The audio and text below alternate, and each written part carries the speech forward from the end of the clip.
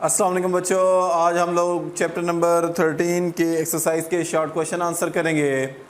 तो short question answer में page number 53 पर आ जाएं। यहाँ पर हमारे पास क्वेश्चन नंबर 13.1 है। क्वेश्चन ये है, a potential difference is applied across the end of the copper wire, what is the effect on the drift velocity of free electron. तो हम लोगों ने पोटेंशियल डिफरेंस अप्लाई किया है किसी कॉपर वायर के अक्रॉस, तो ड्रिफ्ट वेलोसिटी पे क्या इफेक्ट होगा। इंक्रीजिंग द पोटेंशियल डिफरेंस, अगर आप पोटेंशियल डिफरेंस बढ़ाते हैं। Decreasing the length and temperature of wire, अगर आप लेंथ या टेम्परेचर को डिक्रीज़ करते हैं। तो हाँ जी बच्चों, पहला पॉइंट ये है, अगर हम लोग पोटेंशियल डिफरेंस इंक्रीज़ करते हैं तो उस पर ड्रिफ्ट वेलोसिटी पे क्या इफेक्ट होगा। तो drift velocity of the free electron increases by increasing the potential difference. देखें, अगर आप इस फार्मूले को ज़रा गौर से देखें, हमारे पास ड्रिफ्ट वेलोसिटी का पोटेंशियल डिफरेंस है, डायरेक्ट रिलेशन है। जैसे जैसे पोटेंशियल डिफरेंस बढ़ाएंगे ड्रिफ्ट वेलोसिटी बढ़ेगी।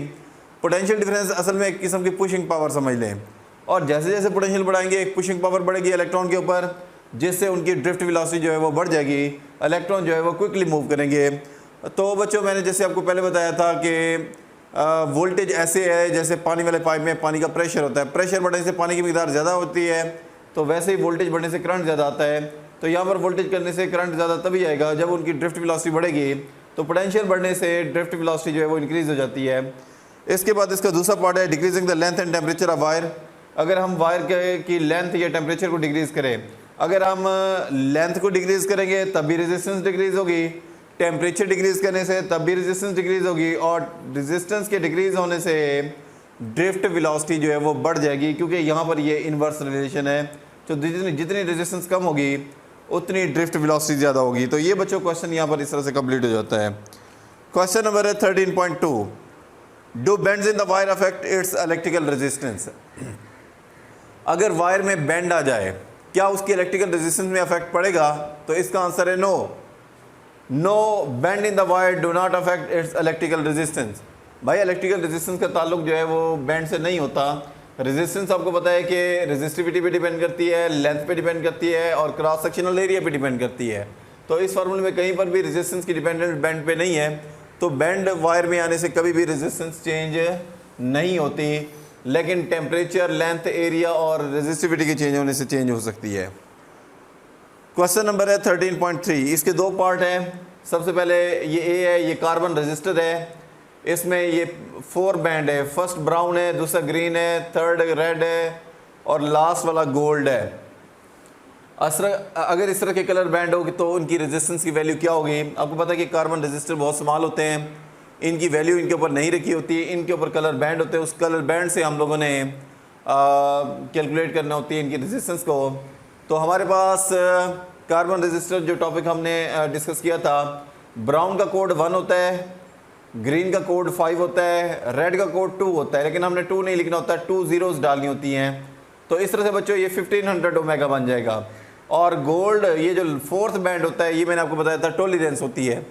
टॉलरेंस का मतलब होता है possible variation from the market value. जो वैल्यू मार्क है उससे पॉसिबल वेरिएशन कितनी हो सकती है। तो गोल्ड की सूरत में 5% आता है, अगर सिल्वर होगा तो 10%, नो कलर होगा तो 20%। तो ±5%, ±5% का मतलब है कि इस वैल्यू को 5% निकालेंगे सबसे पहले, और इसी वैल्यू में ऐड भी करेंगे, माइनस भी करेंगे। तो सबसे पहले 1500 का 5% इस तरह से निकालते हैं। तो 1500 मल्टीप्लाई बाय 5 डिवाइड बाय 100, तो हमारे पास इसको सॉल्व करें तो 75 ओमेगा आ जाता है। तो 75 को बच्चों हम इसमें ऐड भी करेंगे और 75 को माइनस भी करेंगे। तो यानी कि हमारे ये जो कार्बन रजिस्टर जिसके colour band brown, green, red और गोल्ड हैं, उसकी मैक्सिमम वैल्यू जो है वो 1575 ओमेगा और मिनिमम वैल्यू 1425 ओमेगा। तो ये मैक्सिमम और मिनिमम वैल्यू जो है वो हमारे पास यहाँ पर इसकी बनेगी। तो इस रेंज में यानी कि इस कार्बन रजिस्टर की वैल्यू होगी। इसके बाद दूसरा इसका पार्ट है, बी पार्ट है, बी रजिस्टर है। इसमें कलर हमारे पास है, येलो है, वाइट है, ऑरेंज है, सिल्वर है। तो येलो का कोड 4 होता है, वाइट का कोड टेबल में 9 है, बुक में टेबल है उसमें 9 है, ऑरेंज का टेबल उसकी वैल्यू 3 है। 3 नहीं डालेंगे, 3 डालेंगे, क्योंकि जो 3rd बैंड होता है उसका मतलब होता है उतनी नंबर ऑफ ज़ीरोज़। और सिल्वर की सूरत में टॉलरेंस 10% होती है। टॉलरेंस का जैसे मैंने बताया, the possible variation from the market value, market value से कितनी पॉसिबल वेरिएशन है। अब हमने इसी वैल्यू का 10% निकालेंगे और वो 4900 आ जाएगा। 4900 को इसी वैल्यू में ऐड भी करेंगे और माइनस भी करेंगे। ऐड करने से 53,900 और माइनस करने से 44,100 ओमेगा आ जाएगा, यानी कि हमारी ये कार्बन रजिस्टर इस वैल्यू के रेंज के अंदर होगी।